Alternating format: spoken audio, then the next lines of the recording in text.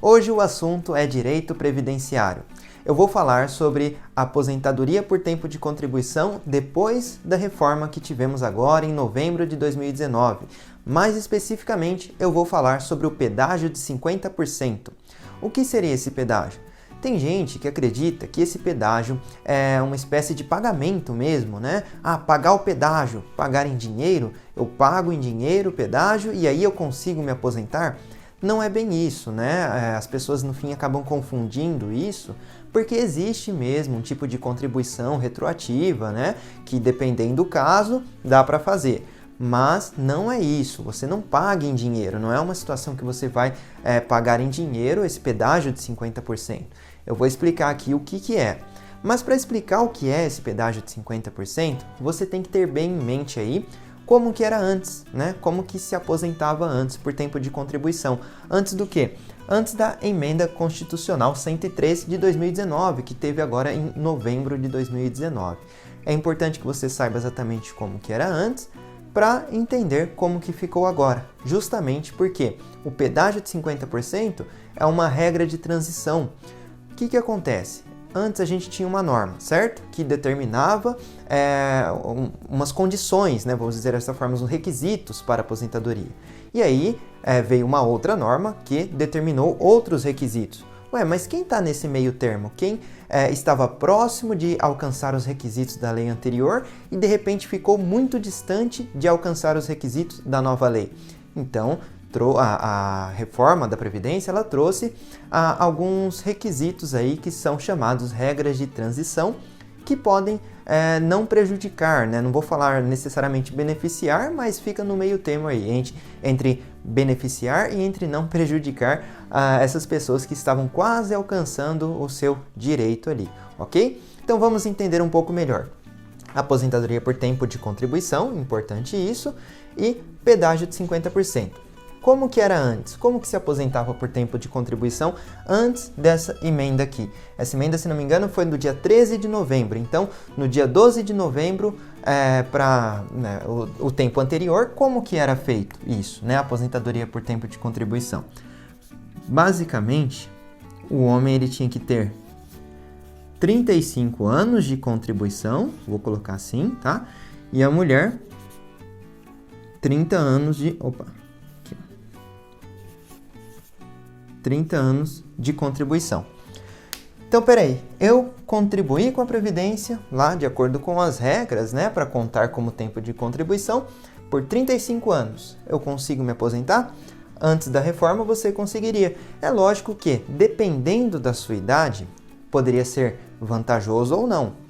A aposentadoria poderia ser bem pequena ou com valor integral. Iria depender da sua idade no final das contas, né? Iria ser feito um cálculo, melhor dizendo, e dependendo da sua idade, poderia sim ter ainda um bom salário, certo?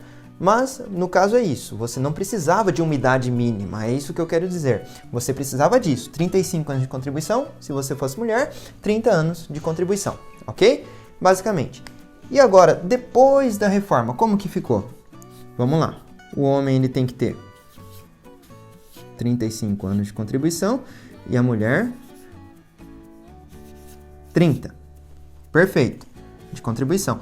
Mais aqui 65 de idade. E a mulher mais 60 de idade. Certo, basicamente ficou assim, hoje é assim que funciona, certo? 35 anos de contribuição e mais 65 anos de idade, ok. Mas espera aí, então eu preciso de 65 anos para me aposentar se eu tiver com 34 anos de contribuição e 60 anos de idade, por exemplo. Ele vai entrar nessa regra de transição, que é o pedágio de 50%. Vocês entenderam que antes da reforma eu só precisava de 35 anos de contribuição? Vocês concordam comigo que você deve ter um tio, uma tia, um avô, uma avó que estava quase alcançando os 35 anos de contribuição e aí, de repente, mudou a lei. Agora, além dos 35, precisa dos 65 anos de idade. E esse parente seu, ou um conhecido, tem 59 anos de idade. Então, peraí, eu vou alcançar os 35 anos e vou ter que esperar mais 6 anos para me aposentar? É isso mesmo? Só porque de um dia para o outro tudo mudou? Basicamente isso, se não fosse as regras de transição, certo? Então o pedágio de 50% vai entrar aí. É uma das regras, tá? Não é a única, mas é uma das regras. O pedágio de 50%, pessoal, é o seguinte, é importante que você entenda isso. Por vários motivos. Se você atende, se você faz esse atendimento previdenciário, você tem que saber explicar. Não adianta você falar lei, emenda constitucional 103 de 2019, pedágio 50%, artigo 17 dessa emenda, tal. Não adianta você falar isso. Se você está atendendo, você tem que explicar para o cliente o que exatamente é isso e o que exatamente ele vai ter que fazer, ok?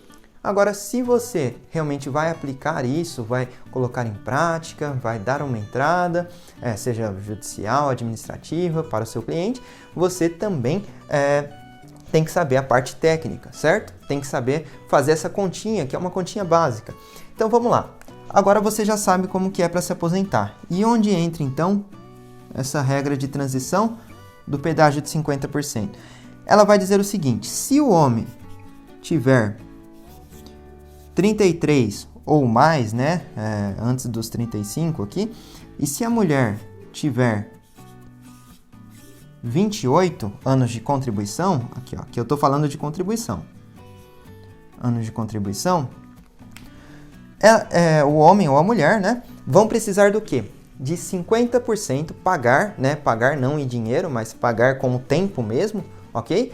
De 50% a mais o tempo que faltava até a data da emenda. Então vamos supor que esse cara aqui, certo? O seu João, vamos lá, o seu João, até a data da emenda, ele tinha 33 anos de contribuição, certo? A idade dele não importa, não vai importar agora para você entender essa regra. Justamente porque essa regra, ela afasta o fator da idade, ela afasta o requisito da idade. Então é importante mesmo que você entenda, certo? Então vamos lá. O seu João, ele tinha 33 anos de contribuição até a data da emenda. Falta quantos anos aqui para ele alcançar os 35?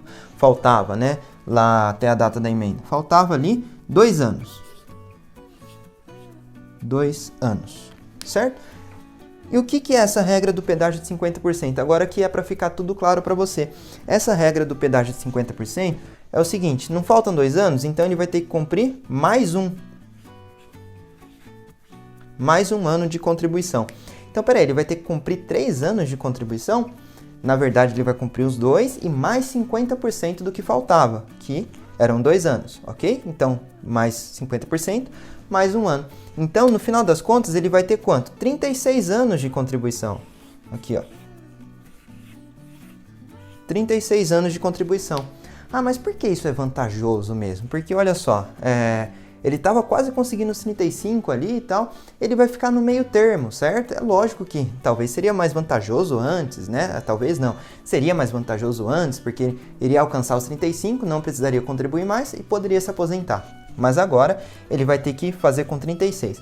Mas o seu João, lembra que eu falei que a idade não ia importar agora? Realmente não importou, porque você já entendeu aqui o que é a regra do pedágio de 50%. Agora você vai entender o porquê ela é vantajosa. Ela vai afastar a idade, pessoal. O seu João, ele não tem 65 anos. Aqui o seu João, do meu exemplo, ele tem 59 anos. Ele começou a contribuir cedo e tem 59 anos de idade, certo? Então é isso. O seu João, ele tem 59 anos, cumpriu o pedágio, certo? E pode se aposentar agora.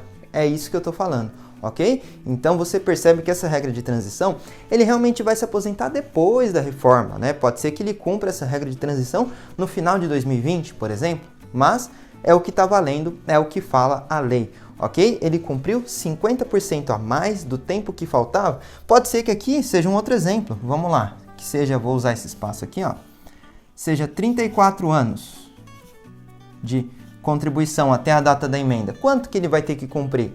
Ué, para dar 35, mais 1. E mais 50% desse 1, mais 6 meses. Ok? Então é isso. Pagou o pedágio de 50%, contribuiu até lá, afasta a idade. Basicamente isso, pessoal. Então você entendendo dessa forma, uma forma simples, acredito que eu tenha explicado aqui, bem organizado, você pode até, se você for explicar para um cliente, por exemplo, ou para alguém, para o seu avô, sua avó, certo? Se você for explicar para alguém, acabe escrevendo, fazendo ali um esqueminha, um desenho, que fica muito mais fácil da pessoa entender. Assim você consegue explicar para o cliente e também colocar esse cálculo, essa base aí na lei, no seu argumento, né? Na sua petição, no seu requerimento, você consegue colocar esse argumento de uma maneira mais clara, porque é importante que você entenda, não só colocar lá o artigo, o inciso e pronto. Não, se não me engano, tá? É o artigo 17, inciso 2º da emenda, se não me engano, faz um tempinho que eu vi isso, tá? Mas dei uma olhada lá. Então é basicamente isso, pessoal. Espero que esse vídeo tenha ajudado você a entender esse tema e se não serve para você agora, com certeza vai servir para um tio, uma tia, ou seus pais ou um parente, ok? Eu dei o exemplo aqui do seu João, né? No caso o homem, mas vale também para mulher. Então é importante que você tenha em mente isso, tá? Tudo que eu falei aqui vale para mulher, a diferença é o quê? 5 anos a menos, certo? Aqui é 30, aqui 30, aqui 35, aqui 33, aqui 28. O restante é tudo igual à continha dessa regra dos 50%. Não deixem de curtir esse vídeo, compartilhar e também comentem aí o que acharam.